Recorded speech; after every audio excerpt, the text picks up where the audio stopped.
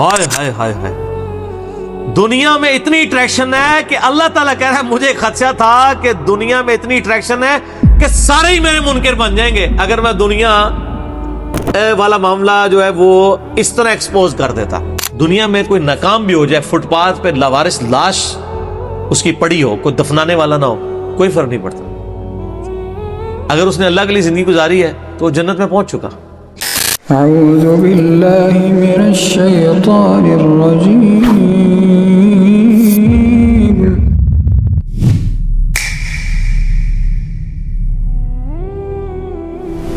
واقعی یہ بہت بڑا یونیورسل ٹروتھ ہے کہ اللہ تعالیٰ نے دنیا میں جن کاموں سے روکا ہوا ہے وہی کام جنت میں انعام کے طور پہ آپ کو ملنے والے ہیں، ٹھیک ہے؟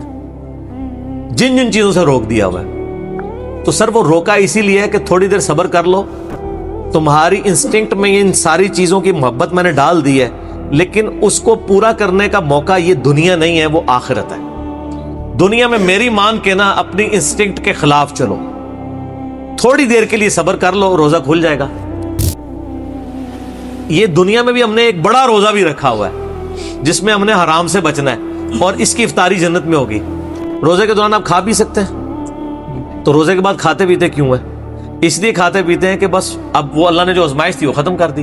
اس طریقے سے دنیا میں اللہ نے جن چیزوں سے روکا ہوا ہے یہ ساری چیزیں حلال ہو جائیں گی، لیکن یہ لال اس کے لیے ہوں گی جس نے روزہ رکھا ہوگا، اسی کی افطار ہوگا، کھوجے کا تو نہیں ہوگا، اس کی تو پھینٹی لگ جائے گی۔ اسی لیے میں کہتا ہوں دنیا آپ اللہ کی مرضی کی گزاریں، آخرت آپ کی مرضی کی ہوگی، اور اگر دنیا آپ نے اپنی مرضی کی گزاری پھر آخرت آپ کی مرضی کی نہیں ہوگی، پھر ولیعوذ باللہ تعالی اللہ کی مرضی کی ہوگی، جو اللہ کے وعدے ہیں اپنے پیغمبروں کے ذریعے کہ جو میرے نافرمان ہیں میں انہیں عذاب دوں گا۔ اللہم اجرنا من النار، اللہم اجرنا من النار، اللہم اجرنا من النار۔ سورہ آل عمران میں بھی ہے نا، زُيِّنَ لِلنَّاسِ حُبُّ الشَّهَوَاتِ مِنَ النِّسَاءِ، اور اس کے بعد کافی چیزیں اللہ نے گنوائی ہیں کہ اللہ تعالیٰ نے مزین کر دیا ہے انسان کے لیے، یعنی دنیا کی جو اٹریکٹ فل چیزیں ہیں ان میں سے عورتیں ہیں، مال ہیں، بیٹے ہیں، سونا چاندی کے یعنی ڈھیر ہیں، اور نشان زدہ گھوڑے ہیں، برانڈڈ کاریں ہیں آج کل کے دور میں۔ تو یہ ساری کی ساری چیزیں اللہ تعالیٰ نے ان کی محبت ڈال دی ہے، لیکن یہ محبت اللہ کو کراس نہ کر جائے، لمیٹڈ رہے۔ ان لمیٹڈ ہوگی جنت میں، جنت میں زندگی بھی ان لمیٹڈ ہے، نعمتیں بھی ان لمیٹڈ ہے، یہاں تو پابندی ہے آپ کے اوپر چیزوں کی۔ تو یہ اللہ نے اس لیے رکھی ہیں کہ آپ کو جنت کی قدر ہی تب آنی تھی کہ جب آپ کے دل میں ان چیزوں کی طرف رغبت پائی جاتی ہو۔ اگر آپ کو پیاس ہی نہ لگے تو ٹھنڈے پانی کی رغبت کیا ہوگی؟ پیاس کے بعد ہی قدر آئے گی نا۔ تو دنیا میں اللہ تعالیٰ نے یہ ساری چیزیں جو اٹریکٹ فل تھیں وہ رکھیں، اس کے بعد اللہ نے آزمایا اس حد کو کراس نہیں کرنا، یہ حد کو کراس کرنے کا موقع تمہیں دوں گا اور ہمیشہ کے لیے دوں گا، بس تھوڑا سا روزہ رکھ لو، آخرت میں افطار کروا دوں گا، اور جب وہ افطار ہوگا تو پھر آپ جو مرضی کریں۔ قرآن پاک میں کئی جگہ ہے نا کہ جنت میں ہر وہ چیز ہے جو تم چاہو گے۔ صحیح بخاری مسلم میں حدیث ہے، جنت میں اللہ تعالیٰ ماتا ہے میں نے اپنے بندوں کے لیے وہ نعمتیں تیار کر رکھی ہیں جو نہ کسی آنکھ نے دیکھی، نہ کسی کان نے سنی، نہ کسی کے دل پہ کھٹکا گزرا۔ پھر نبی علیہ السلام نے سورہ السجدہ کی آیت تلاوت کی کہ میں نے اپنے بندوں کے لیے ان کی آنکھوں کی ٹھنڈک نعمتیں جنت میں چھپا کے رکھی ہیں۔ میں اکثر کہتا ہوں کہ انسان کے پاس سب سے بڑی جو خواہش ہے نا انسان کی، نمبر 1 یہ ہے کہ مجھے موت نہ آئے، نمبر 2 مجھے کوئی تکلیف نہ آئے، نمبر 3 میں بوڑھا نہ ہوں، ہمیشہ انجوائے کرتا رہوں ینگ ایج۔ یہی ہے نا 3 خواہشات۔ اگر یہ 3 چیزیں دنیا میں آپ کو مل جائیں تو سر خدا کو پھر کس نے رسپانس کرنا ہے؟ آپ سے میں بھی پوچھ لیتا ہوں، اگر آپ کو کوئی مصیبت پریشانی نہ آئے، آپ بوڑھے نہ ہو اور آپ کو موت بھی نہ آئے، تو خدا آپ کی ضرورت ہی نہیں۔ اور خدا میں یہی کوالٹیز ہیں کہ اس کو موت نہیں آتی ہے، اس پہ کبھی زوال نہیں آتا، اس لیے خدا کسی کا محتاج نہیں ہے نا۔ ہماری ضرورت خدا ہے لیکن ہم خدا کی ضرورت نہیں ہے۔ اللہ کہتا ہے میں غنی ہوں۔ اور جنت میں آپ کو یہ تینوں خواہشات اللہ نے جنت پہ جاتے ہی جو آپ کو پہلے سمجھ لینا 3 جو تمغے ملنے ہیں نا وہ یہی ہیں۔ صحیح مسلم میں حدیث ہے، اعلان ہوگا जन्नती हो तुम्हें मुबारक हो, जन्नत में एंटर होते ही आज के बाद कभी मरोगे नहीं, हमेशा जिंदा रहोगे।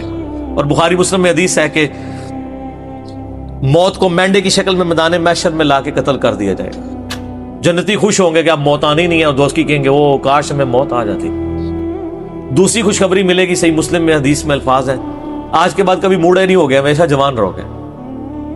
तीसरी खुशखबरी मिलेगी, आज के बाद कभी तुम बीमार नहीं पड़ोगे, हमेशा तंदुरुस्त रहोगे। 30 साल उम्र होगी हर जन्नती की और 30 ही रहेगी। और चौथी खुशखबरी इतनी बड़ी है कि आज के बाद अल्लाह तुमसे नाराज नहीं होगा, हमेशा ही राजी रहेगा। यानी जन्नत में जो मर्जी करो, नाराजगी अल्लाह की हो ही नहीं सकती, क्योंकि जन्नत में यहां शराब हराम है, वहां शराब जायज है। आप कौन सी नाफरमानी दुनिया में छोड़ सकते हैं, वो जन्नत में मैं आपको गारंटी देता हूं आप कर सकते हैं। तो अल्लाह ने कहां से नाराज होना है? नमाज ही कोई नहीं। आप कहेंगे ना दुनिया में सबसे बड़ी नाफरमानी है कि मैं नमाज छोड़ दे, जन्नत में कोई नमाज नहीं है। कोई कहता है शराब सबसे बड़ी है, तो पिए सर जितनी मर्जी पिए। कोई कहता है औरत की तरफ रगबत है, तो सर जितनी मर्जी औरतें, ठीक हो गया। लेकिन ये रोजा इधर रखना पड़ेगा, और ये अल्लाह ताला ने वैसे आजमाइश में डाला है, इसमें कोई शक नहीं है। सही मुस्लिम में हदीस है कि नबी अलैहिस्सलाम फरमाते हैं अल्लाह ताला ने जन्नत को नागवार चीजों से ढांप रखा है। जन्नत तक पहुंचने के लिए बड़ी नागवारी आपको होगी, और दोजख को खुशनुमा चीजों से ढांप रखा है। यानी दोजख के ऊपर तो कड़गा लगा हुआ है, हर बंदे ही उधर बढ़ेगा, और जन्नत वाला बंदा सोचेगा 10 बार यार बड़ा औखा रास्ता, एक कौन काट सकता है। ये हदीस मुस्लिम शरीफ में। इसकी एक्सप्लेनेशन एक हदीस है अबू दाऊद में, सुन निसाई के अंदर, सुन इब्न माजा में, बड़ी डिटेल हदीस है। ये सारी हदीसें आपको मिशकात की 30 जिल्द में जन्नत वाले चैप्टर मिल जाएंगी। वो बड़ी मजे की हदीस है कि अल्लाह ताला ने जब जन्नत को पैदा फरमाया ना, तो हज़रत जिब्राइल को कहा जरा जन्नत देख के आओ। वो आयो, कहते हैं या अल्लाह क्या बात है, मुझे तो नहीं लगता कोई बंदा सर धड़ की बाजी ना लगा दे जन्नत में पहुंचने के लिए। मुझे लगता है ये सारे लोग ही जन्नत में पहुंच जाएंगे, क्योंकि जगह ही बड़ी जबरदस्त है। अल्लाह ने फरमाया अच्छा। फिर अल्लाह ने जन्नत को नागवार चीजों से ढांप दिया। दुनिया में नमाजों की मुशक्कत, बी बच्चे माँ बाप के साथ उसने सलूक की मुशक्कत, हलाल और हराम के फर्क की मुशक्कत, रोजों की मुशक्कत, कितनी मुशक्कतें हैं, शरीयत की पाबंदियां। अल्लाह ने फरमाया अब जाके जरा जिब्रील देखो। वापिस है, उन्होंने कहा अल्लाह तेरी इज्जत की कसम मुझे नहीं लगता कोई बंदा जन्नत में पहुंचने में कामयाब होगा, इतनी हर्डल्स रख दी हैं तूने।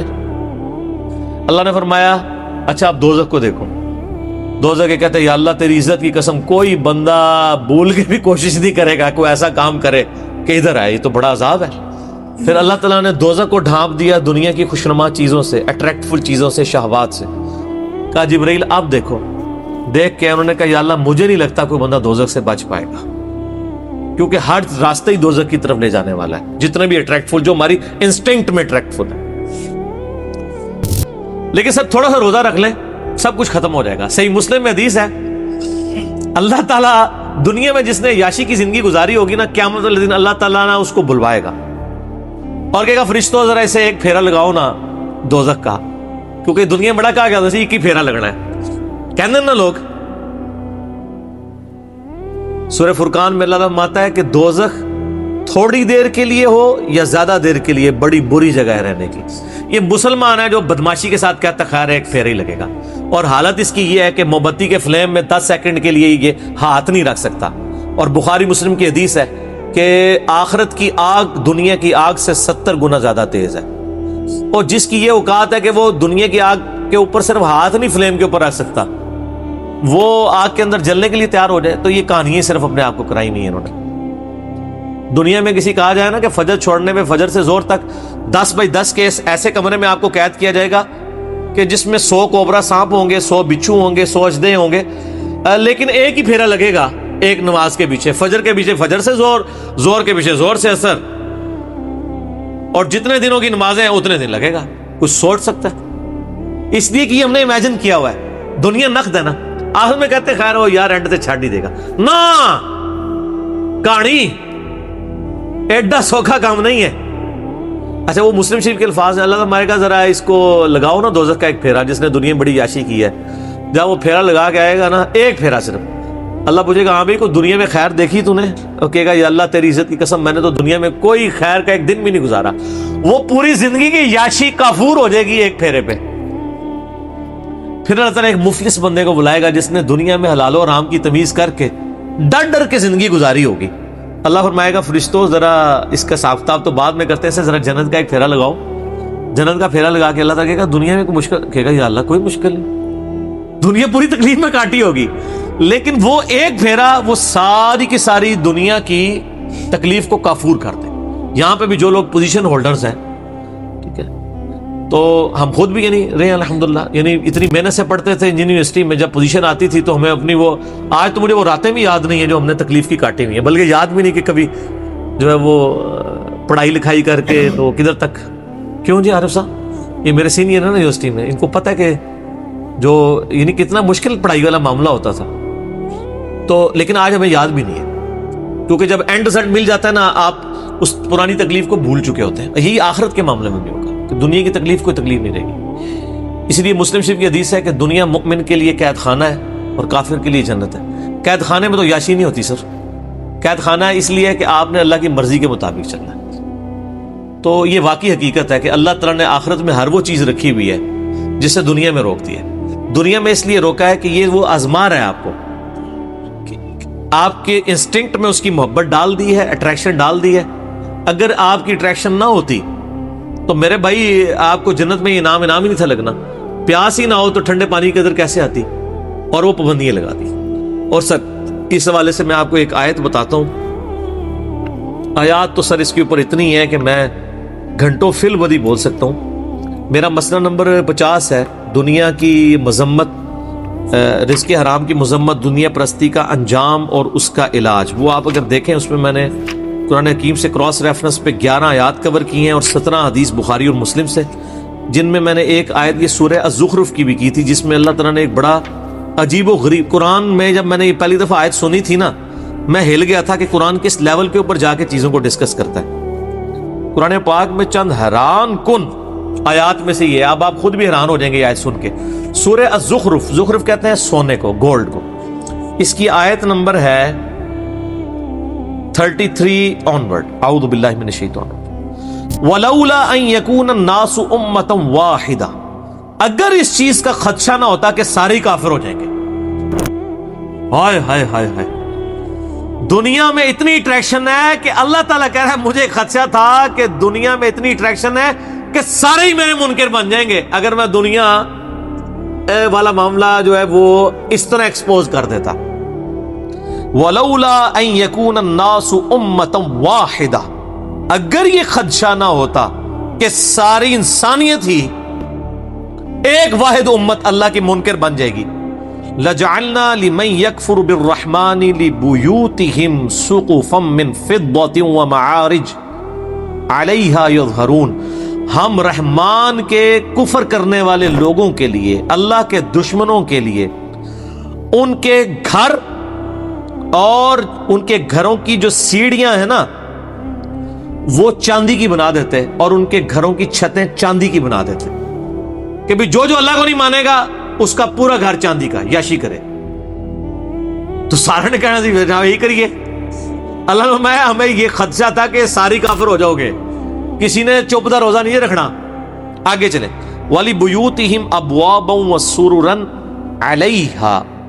عَلَيْهَا يَتَّكِئُونَ، اور ان کے جو گھر ہیں، گھروں کے دروازے اور وہ جو ان کے تخت جن پہ وہ تکیے لگاتے ہیں، سب کے سب یعنی چاندی کے، وَزُخْرُفًا، اور سونے کے بنا دیتے. سونے چاندی کے مکان ہو جاتے لوگوں کے. جو کافر ہونے کا اعلان کرتا ہے نا، ساتھ ہی اس کا مکان سونے کا بن جاتا. ویسے آپ امیجن کر لیں آج جو لوگ یہاں پہ اپنا مذہب بدل کے دوسرے ملکوں میں جا کے پولیٹیکل اسائلم لے لیتے ہیں، ان سے یہ بعید تھا. اللہ تعالیٰ ہمارے، اگر ہمیں یہ خدشہ نہ ہوتا کہ ساری کافر بن جاؤ گے تو ہم کہتے ہیں کہ جو کافر ہے اس کے گھر سونا چاندی کا، اس کی چھتیں، گھر سب کچھ یاشی کرو. وَإِن كُلُّ ذَلِكَ لَمَّا مَتَاعُ الْحَيَاةِ الدُّنْيَا، لیکن یہ سب نعمتیں دنیا کا متاع ہیں. وَالْآخِرَةُ عِندَ رَبِّكَ لِلْمُتَّقِينَ، آخرت یاد رکھنا صرف پرہیزگاروں کے لیے ہے اللہ کے. دنیا میں تو نیک آدمی امیر ہو بھی سکتا ہے، غریب بھی ہو سکتا ہے، مفلسی کی زندگی بھی ہو سکتی ہے، یاشی کی زندگی بھی ہو سکتی ہے.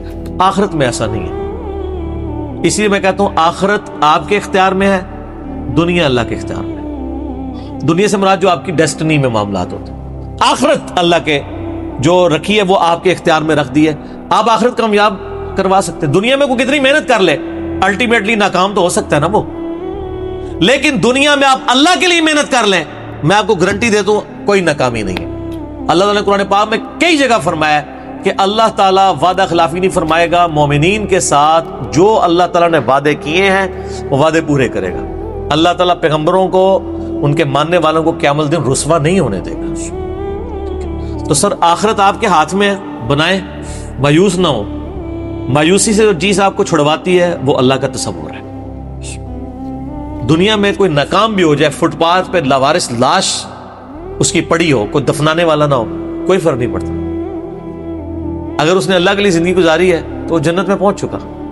اور دنیا میں کسی کے لیے بہت مہنگا مقبرہ بنا دیا جائے, اس میں ایئر کنڈیشن بھی کوئی لگوا دے, اس کے لاش میں تعفن ہونے سے نہیں اس کو روک سکتا. لاش بھی کوئی تعفن ہونے سے روک بھی لے, اس پہ جو عذاب جو آپ کو نظر نہیں آ رہا وہ کوئی ٹال نہیں سکتا. ٹھیک ہو گیا. تو آخرت آپ اپنی مرضی کی کر سکتے ہیں اگر دنیا آپ اللہ کی مرضی کی گزارے, لیکن اگر آپ نے دنیا اپنی مرضی کی گزاری سر پر ولیعوذ باللہ تعالی اتنا سخت معاملہ ہونے والا ہے. میں اس پہ آپ کو ریکمینڈ کروں گا, میرا ایک لیکچر ہے مسئلہ نمبر 196, میری زندگی کا اہم ترین لیکچرز میں سے. کاش میں دنیا میں واپس جا سکتا. ایک دفعہ وہ لیکچر دیکھ لیجئے گا. قرآن پاک کی کئی آیات میں نے اس میں کراس ریفرنس کے طور پہ کور کی. کاش میں دنیا میں واپس جا سکتا. یہ قرآن کی آیات ہے کہ دوست کی جب دوزخ میں پہنچے گا نا تو کہے گا کاش ایک موقع مجھے مل جائے کہ میں دنیا میں واپس چلا جاؤں. زندگی ایسا خطرناک جوا ہے کہ اس سے بڑا خطرناک جوا کوئی نہیں ہے. دنیا میں آپ کو جوا ہار بھی جائیں, یعنی میں اس دوسرے معنوں میں کہہ رہا ہوں جائز نہیں ہے, تو جیتنے کے پھر بھی چانسز ہیں. زندگی کی بازی جو ہار گیا نا وہ ادھر تو نہ سپلی ہے نہ آپ دوبارہ پیپر دے سکتے ہیں. جو جیت گیا وہ جیت گیا, جو ہار گیا وہ ہار گیا. اس لیے کہا گیا قرآن پاک میں یوم التغابن, جیت اور ہار کے فیصلے کا دن ہے قیامت کا دن. ٹھیک ہے, بہت سیریس معاملہ ہے, بہت زیادہ سیریس ہونے کی ضرورت ہے, اور اس کو اپنے دماغ پہ سوار کرنے کی ضرورت ہے. میں آپ سے سوال کرتا ہوں کہ 1 ارب روپیہ کسی کے پاس ہو اور اسے کہا جائے کہ 1 روپیہ اس میں سے مجھے دے دو, باقی تم رکھ لو, وہ فائدے میں ہے یا وہ شخص جو کہ میں نے 1 روپے کی حفاظت کرنی ہے چاہے ارب روپیہ باقی مجھ سے جاتا رہے, وہ عقل مند ہے. تو سر دنیا کی زندگی تو 1 روپیہ بھی نہیں ہے اربوں سال کی زندگی کے مقابلے پہ, یہ 1 سال بھی نہیں بنتا. اور یہ تو قیامت کے مقابلے میں 3.5 منٹ کی زندگی ہے. قیامت کا دن 50,000 سال کا دن ہے, اور اگر ایوریج لائف آپ کی 60 سال بھی لگائی جائے, 60 سال کا کمپیریزن قیامت کے دن کے ساتھ 3.5 منٹ بنتا ہے.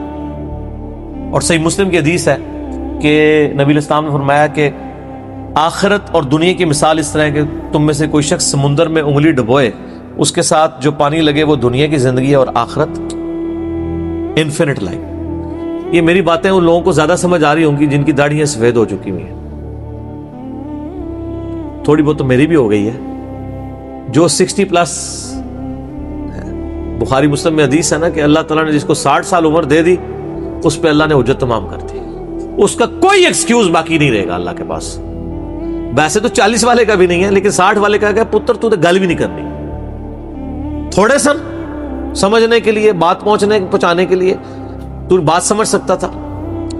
تو لیکن یہاں ہم نے یہ دیکھا ہے جو کوئی بوڑھا ہوتا ہے تو ہی اس کی وہ خواہشات جوان ہوتی ہیں. بخاری مسلم دونوں میں حدیث ہے, نبی علیہ السلام فرمایا کہ ابن آدم کے پاس سونے کی 2 وادیاں ہونا, وہ کہے گا تیسری بھی آ جائے, اس کا پیٹ صرف قبر کی مٹی بھرے گی. کتنے سخت الفاظ ہیں.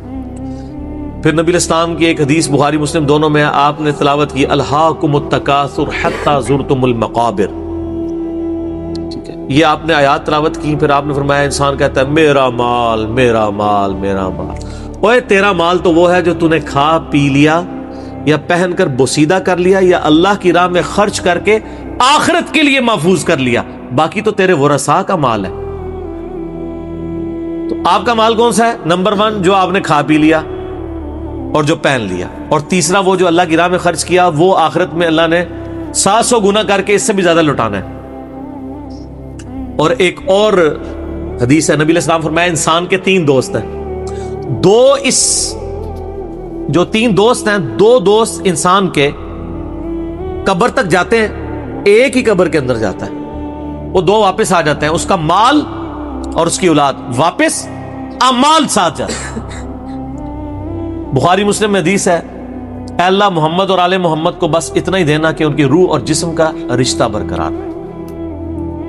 سر وہ جو آج حدیث بھی ہے سورہ تحریم میں، بخاری مسلم میں الفاظ ہیں، حضرت عمر حضور کو ملنے کے لیے گئے، جسم پہ چٹائی کے نشانات تھے، رونا شروع کر دیا کہ کیسر و کسرا دنیا کے مزے لوٹ رہے ہیں، اور آپ اللہ کے پیغمبر ہو کے اس فقر کی زندگی میں، آپ فرمایا لگتا ہے عمر تیرے پہ حقیقت دنیا کی ابھی بھی نہیں کھلی۔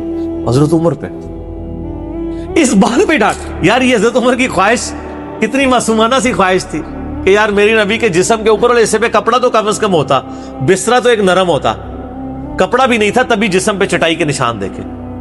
اس معصومانہ خواہش پہ بھی ڈانٹ پڑ گئی کہ یار تجھے دنیا کی سمجھ نہیں ہے، یہ بھی کیا تو نہیں چاہتا کہ کیسر و کسرا دنیا کے مزے لوٹے اور ہم آخرت کی سعادت؟ یہ ٹریننگ نبی علیہ السلام نے صحابہ کرام کی تھی۔ لیکن یہ عجیب معاملہ ہے کہ جس دین میں اتنا زہد ہو، دنیا کو 3 طلاقیں دی ہوئی ہوں، اس دین کے ماننے والے دنیا کے کتے بن چکے ہوئے ہوں، اور وہ مال کمانے کے لیے کچھ بھی کر جائیں، بڑی حیران کن بات ہے۔ جن کے پیغمبر کی اتنی زہد کی تعلیمات ہوں، انہوں نے اتنا کچھ سکھایا ہوا ہو۔ یہ تو ایک ایسا ٹاپک ہے، نہ ختم ہونے والا ہے، اس پہ گھنٹوں بولا جا سکتا ہے۔ میں اسی پہ اکتفا کرتا ہوں کہ یقیناً اللہ تعالیٰ نے جو نعمتیں دنیا میں رکھی ہیں، اور ان نعمتوں کو بڑا لمیٹڈ رکھا ہے اور کئی معاملات میں روک دیا ہے، وہ انعام کے طور پہ ملیں گی، تو یہ روزہ انشاءاللہ جنت میں جا کے افطار کریں گے انشاءاللہ، نبی صلی اللہ علیہ وآلہ وسلم کے ساتھ انشاءاللہ۔